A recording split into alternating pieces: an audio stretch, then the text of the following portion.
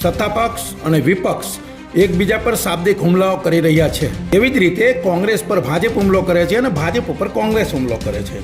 છતાં પણ આજે મારે તમને કહેવું છે કે દેશ માટે ભાજપવાળા એવું કહે છે કે કોંગ્રેસે 60 વર્ષમાં કંઈ કર્યું નથી. તો ચાલો આજે હિસાબ રજૂ કરી દઈએ કે દેશ માટે કોંગ્રેસે કેટલા કામ કર્યા. આમ જોઈએ ને તો મોગલોથી સૌથી વધુ ખતરનાક કોઈ જો હોય ને તો એ અંગ્રેજો હતા. અને અંગ્રેજો કરતાં જો કોઈ વધુ ખતરનાક હોય ને તો કોણ હતું ખબર? એ કોંગ્રેસ. આ ખાલી આક્ષેપ નથી, તમને હમણાં બતાવું છું. દૂરદર્શન ચેનલમાંથી સત્યમ શિવમ સુંદરમનો સંસ્કૃત શ્લોક સેક્યુલરિઝમના બહાને દૂર કર્યો. વંદે માતરમને રાષ્ટ્રગીત બનવા ના દીધું. ભગવાન શ્રી રામચંદ્રને કાલ્પનિક બતાવ્યા.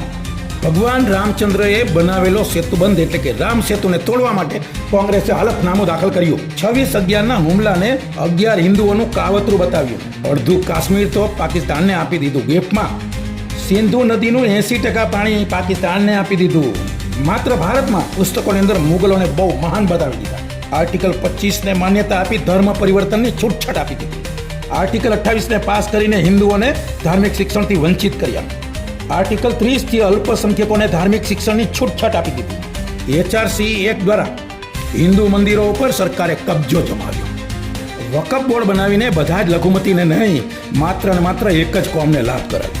1971માં યુદ્ધ જીતી લીધું, છતાં પણ POK પાછું મેળવી શક્યા નહીં. દિલ્હીમાંથી 30,000 જેટલા શીખોનો નરસંહાર કર્યો. આઝાદી મેળવવામાં 35 લાખ સ્વાતંત્ર્ય વીરોએ પોતાના જીવની આહુતિ આપી, છતાં કોંગ્રેસે સાબિત કર્યું કે આઝાદી તો ચરખાથી મળી છે.